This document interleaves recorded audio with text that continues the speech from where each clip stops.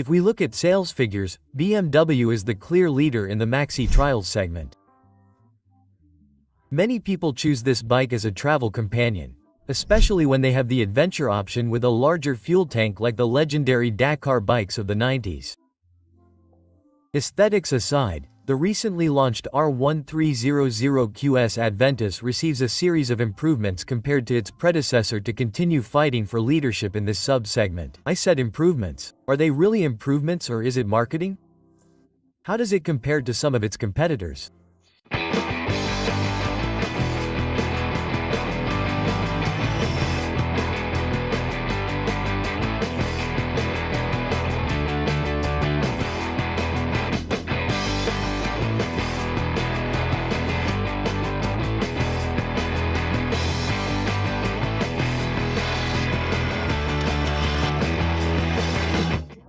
Having tested all these competitors and now this new GS adventure, let's analyze how it would position itself against them and what the best-selling and also the most expensive, it must be said, offers as compared to the others.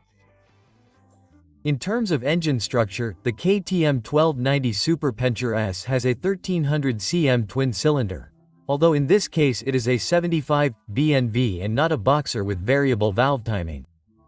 The Austrian wins in power, with 160 horsepower compared to the German's 145, although the latter, with 149 Nm, returns the favor with 11 Nm more. This means that the BMW's character is more docile, recovering from lower down and losing effectiveness when reaching the upper zone, where the KTM takes off.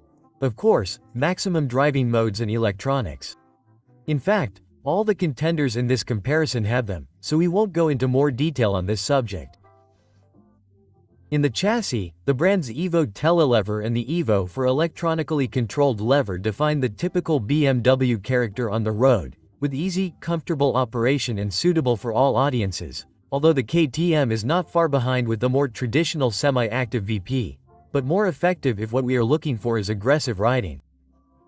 Their travel varies very little, somewhat more so on the GS, but it should be noted that for more off-road riders, KTM has the R version more widely available, which now has a 21-inch front wheel, etc., and greater suspension travel. The seat height is lower on the KTM 849 compared to the GS's 870, as is the weight, 269 kilograms, 14 kilograms more than the Austrian, although the trick is that the BMW has a 30-liter tank and not 23 like the KTM. The ones that do have 30 liters and a very similar weight are the Triumph Tiger 1200 Explorer and the Ducati Multistrada V4 Rally. The other contenders have similar equipment but different mechanical solutions. The English bike opts for a 1160cc inline 3-cylinder, 150 horsepower and 130 Nm of torque, while the Italian bike dazzles with a 1158cc V4 engine and a whopping 170 horsepower and 125 Nm of torque. Italian smoothness for the most powerful bike on the market.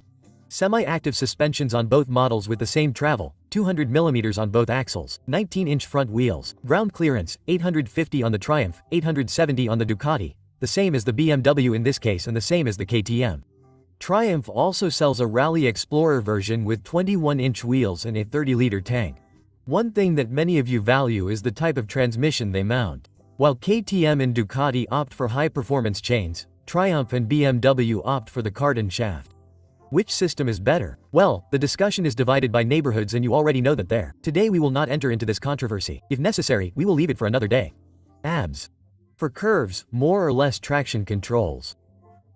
They are all similar and as standard or optional they mount various options such as adaptive cruise control using front and rear radar. Here the optional BMW is too intrusive, while for example the Ducati is perhaps more complete and effective on the road, which is very easy to use and has a blind spot warning. Oh, the system is also very unintrusive. Oh, and I forgot a model and it is not a Japanese one. Although the Varus 1000 may come close in performance, it is more of a sport tourer or the Africa Twin also chosen by many of you as a touring bike, but on the other hand it has a smaller engine of 100 horsepower, just over 100 horsepower and 1000 cc. What model is it? This is the Harley-Davidson for America 1250. Yes, you heard right, Harley-Davidson, the great unknown for many, but surprisingly like Maxitrail for its touring qualities and performance on and off the asphalt is amazing. A really comfortable bike with a V-twin, of course. It is a Harley with 12.152 cc, 150 horsepower and 125 Nm of torque. Semi-active suspensions, inverted fork, rear monoshock, radial mount brakes, all the electronic controls like the others. Mind you, a bike to take into account and perhaps I would say the most comfortable of all the Maxitrails. And when riding, what do they transmit? Well, both the Tiger and the Ducati boast a smooth engine that is very pleasant to ride. Remember that we are talking about bikes for long trips.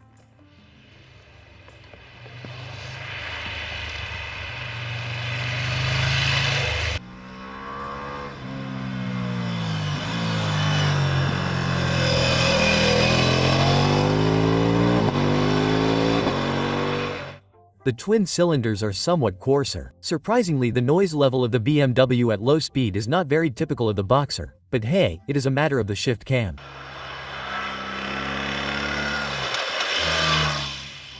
Unlike the Harley, which is much more pleasant and smoother than expected, because we weren't expecting to hear an engine from an acoustic.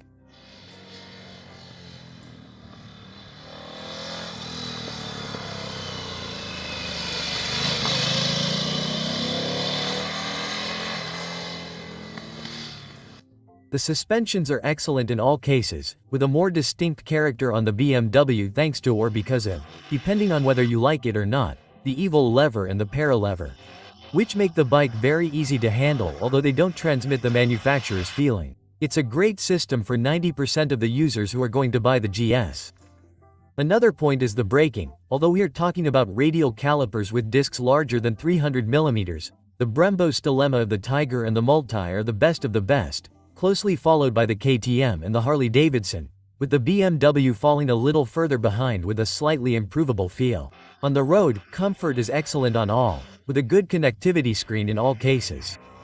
Although moving through the menus would not be easy at all times and all require adaptation.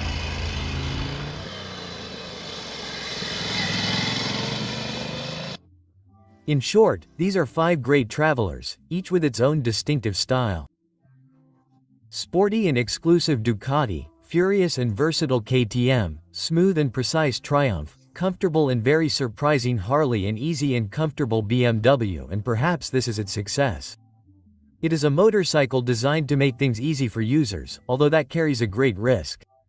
A motorcycle that supplements some skills is not always good.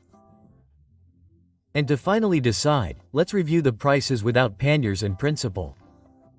KTM Super Adventures S from $22,499 to $26,000 with tech packages, exhaust and some other goodies. The Triumph Tiger 1200 GT Explorer from $24,795 plus some accessories and packs and panniers. Ducati Multistrada V4 Rally from $30,000 to $34,000 depending on the package chosen.